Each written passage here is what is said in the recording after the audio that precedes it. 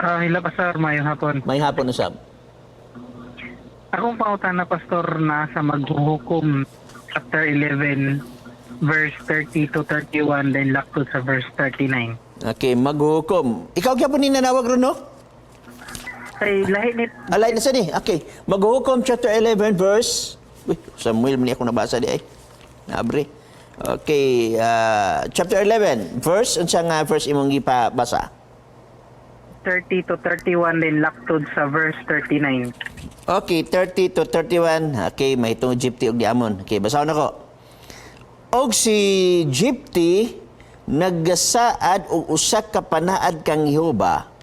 Okay? Og miingon, kung sa pagkatinuod ikaw magatugyan sa mga anak ni Amon nganhi sa akong kamot, nan kini mamao gayud nga bisan unsa nga mugula sa pultahan sa akong balay sa pagsugat kanako sa diha nga ako magapauli sa kalinaw gikan sa mga anak sa Amon kana maiya ni Jehova ug ako magahalad ni ana alang sa usa ka halad nga sinunog. 18 39 og nahitabo nga sa katapusan og duha ka bulan siya mipauli ngadto sa iyang amahan og maghimo kaniyang sumala sa iyang nagsaad panaad nga iyang gisaad og siya wala makaila og lalaki kadto moy usa ka batasan sa Israel. Unsa may imong pasabot ni ini igsoon? Unsa imong pangutana ni?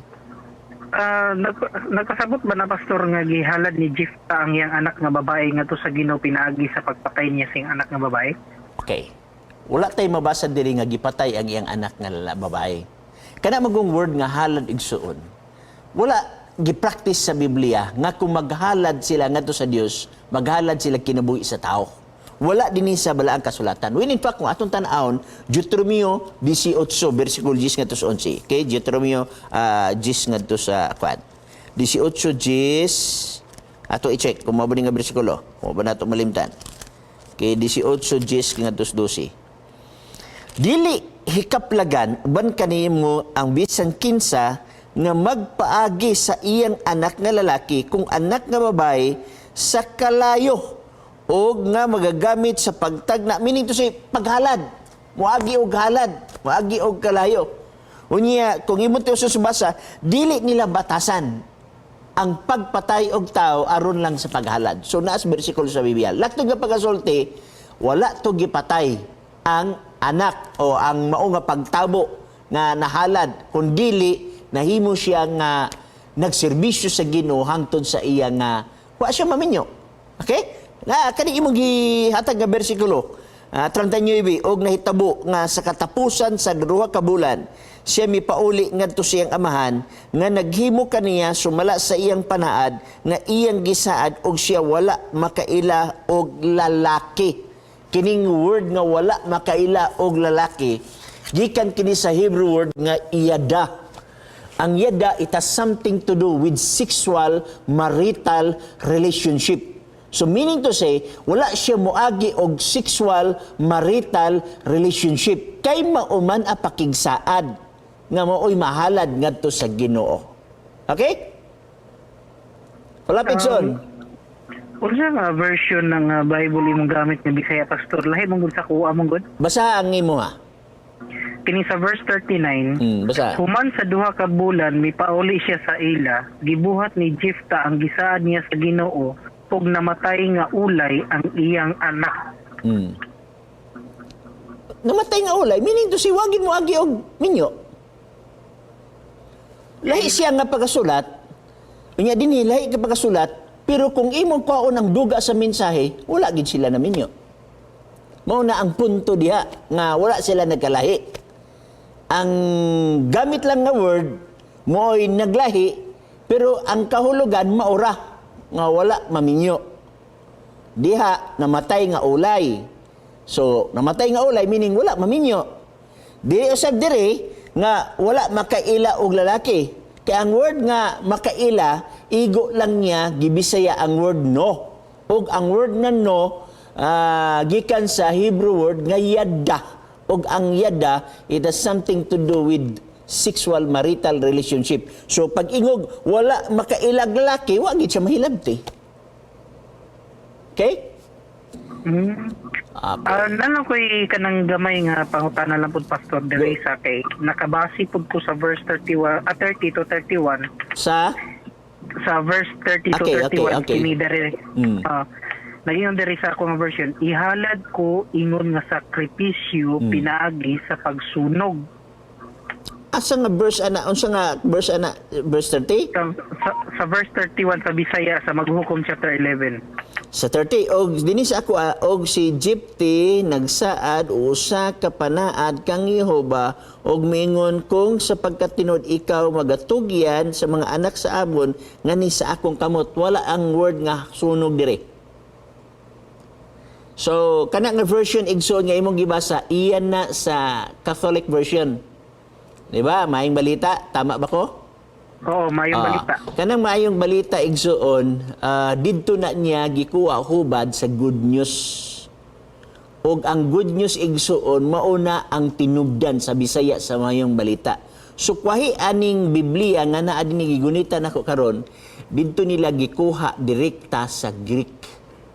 Okay? Mao na sa atong bantayanon igsoon kay tungod kay sa mga version na ay managlahi nga gitawag og version pero dili lagyo og kahulugan. Okay? Pero di sa nato basol ang nag-translate niya na kay usbon ko daghan lagi kasi nga ga-translate na imo translate og gitawag nato og formal equivalency. Gitawag na mga theology og formal equivalency nga ambot pasabot ana word for word kung unsay naa sa Hebrew nga pinulungan mao gina equivalent sa Cebuano. Okay, mo na gitawag nato og formal equivalency. Nasa gitawag na to og free translation igsoon. Meaning to say, gikuha nila kanang giparaphrase, no? Gihubad nila, dili word for word, kundi gihubad nila sa ilang kagalingon nga pagsabot, and that is translation. Okay? Nasa ubad igsoon, gikuha nila paghubad, thought for thought. So kanang imong gibasa karon nga Biblia, dili na siya produkto sa gitawag na tog formal equivalency or literal or gitawag na tog word for word, kundi it is a combination of gitawag na to igsoon og free translation o kining thought for thought. So mauna ang naa sa imuha. So kung ako'y pabuton, mas mo prefer ko kining nga Bisaya nga akong gibasa, kining gitawag Pinadayag version. Dili kay ko gagamit anang maing balita. Okay lang ang maing balita igsoon kung wala ka gahimo og theology, wala ka gasulbad og mga problema, o dili for devotional book lang.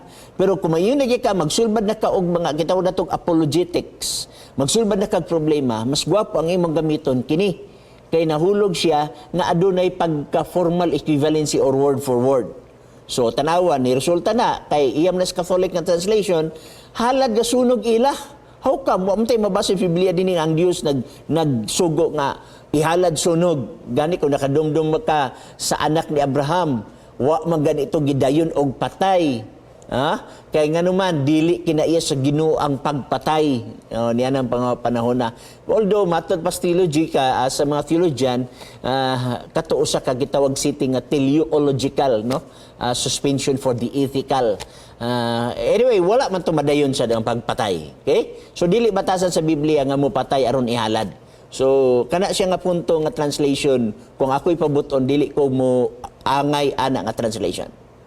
Go ahead, John. Clarify lang ako, Pastora. Unsa pinadayag version ang imong gunit karon nga Bible? Yeah. Kumiyong ikaw pinadayag igsoon kay daghang magklaseng Bisaya. Ang uwan mga King James, dili ko mga King James, kaya King James English magida siya. 1611. Wa may King James nga Cebuan. Miyong ikaw pinadayag, meaning ang katapusang libro, pinadayag. Katapusang libro sa New Testament, pinadayag. Naaman sa Bible nga ang katapusang libro sa Bisaya bugna. Okay? Now, maghisgot kay kag bugna version. Walay kalahian aning pinadayag version sa Old Testament, word for word pareha na sila. Pero pag New Testament, diha sila nagsukwahi. Kay sa pinadayag, for example, sa John 1, okay, mianhi si Kristo o kay nagpakatao. Dito sa pika sa bugna ni sulod sa unod. Okay? So, naipagkahilunggo gamay. So mas ganahan ko anis kung yung pinadayag version, so pinadayag ang katapusan nga libro sa New Testament. Yung kag bugna version, ang katapusan nga libro bugna. Pero kung English ni mo na, Revelation gyapon na, bugna. Ang pinadayag Revelation gyapon na. Pero sa Catholic nga Bible, ang tawag ana sa katapusang libro sa Biblia, Apokalipsis. Tanawag ganin Nixon. So, unsa siya nga version, Catholic version, unsa may katapusan, Apokalipsis. Kung dili na gitawag nato og gipadayag. Okay? Kini ni sa ako diri is pinadayag. So sa Catholic version na gitawag og gipadayag og na gitawag nato og Apokalipsis. So ingana ang pagdeterminar igsuon sa mga Bible translation nga naa sa ato. So ako ika-recommend mo ni kung English, King James version, mas ganahan ko sa King James version or New King James Version. Kaya kung King James Version, dapat na kay skills. So, mahibaw-an mo kung unsa ng mga archaic language, archaic words, kaya mga words diya, nga lahi na sa meaning nato rong panahon na. Okay? Unya, kabalo ka na. Kung di ka kabalo na, New King James Version na lang ang imong paliton. Kana, walang nako na, suggestion kay, kana mo kung King James Version, gitawag na siya og formal equivalency, meaning word for word na translation. Go ahead, John. Padayon. Wala kay last nga pangutana. So kung wala igsoon, salamat sa nawala na no. So salamat sa imong pagpanawag.